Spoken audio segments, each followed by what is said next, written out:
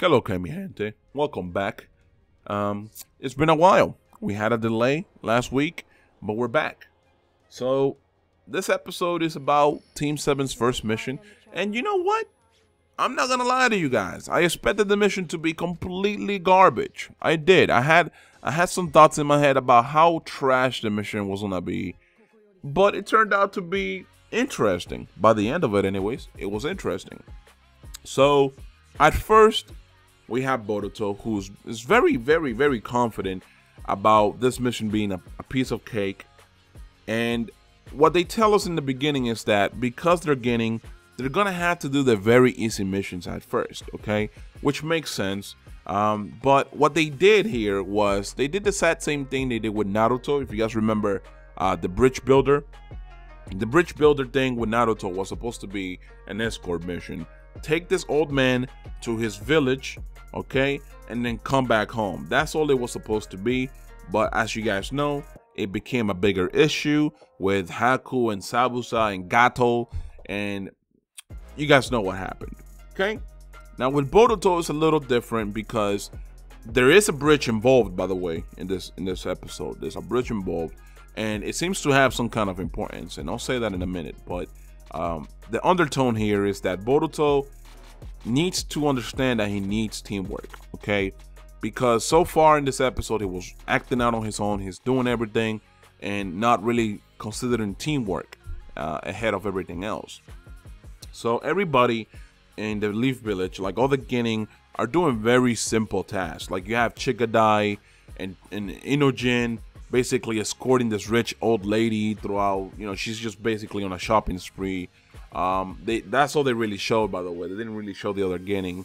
But Team 7 is supposed to go into this other village. It's a small little village.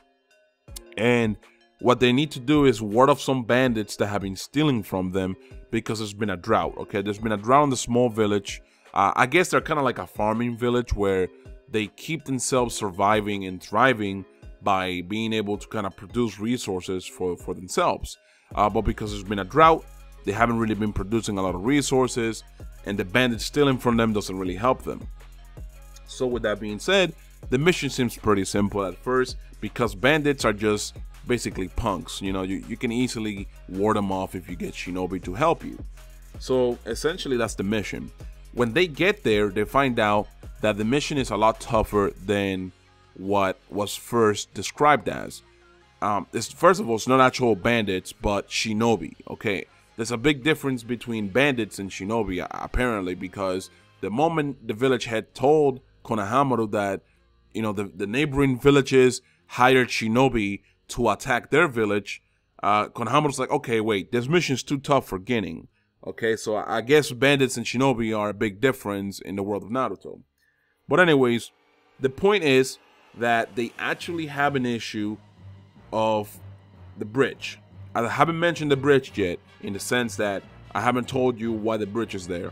But anyways, before you get into this village that needs the help of Team 7, you have to basically ring this bell, and they draw out this village. They draw out this bridge for you to go into the village, and there's a toll you gotta pay, okay?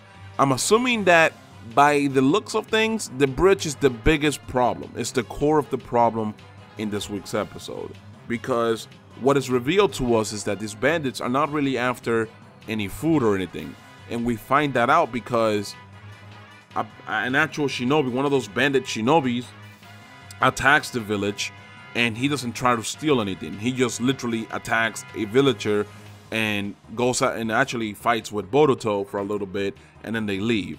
Okay, that's essentially what happens. So the village head reveals to us the truth, which is these bandits want the deed to the bridge.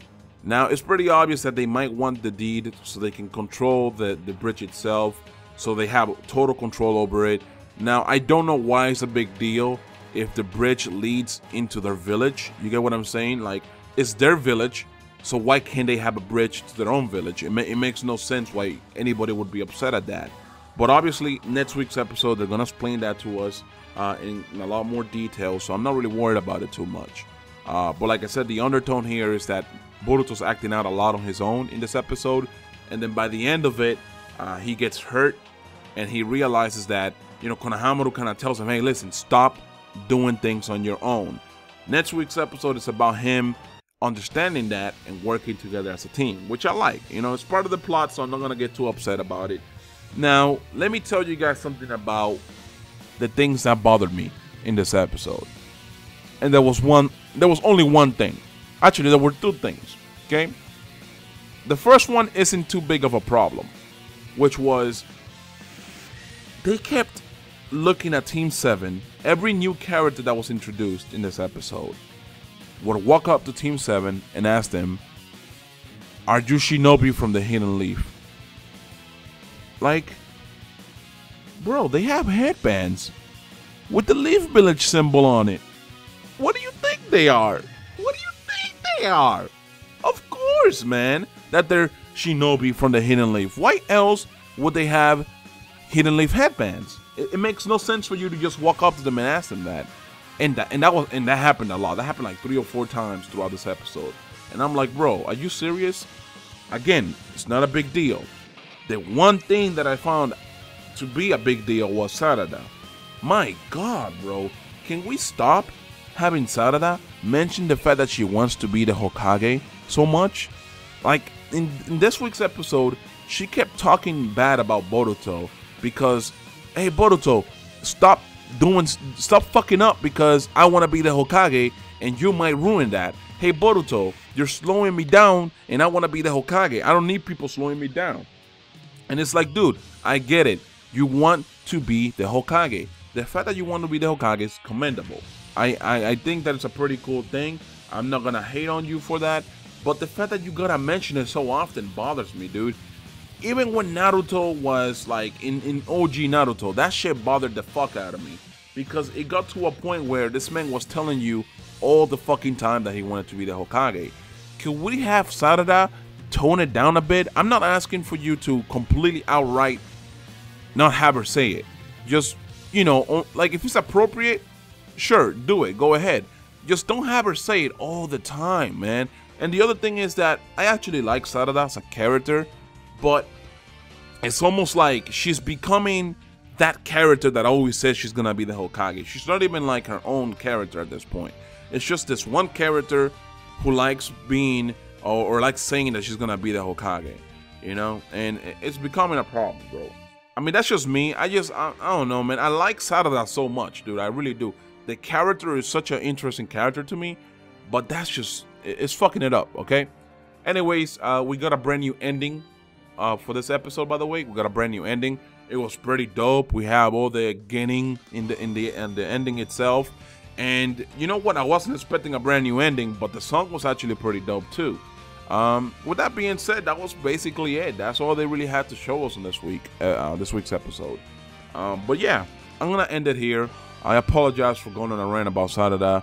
It's just that, man, I don't know what the fuck they're doing with her. Anyways, guys, I'm out. Peace.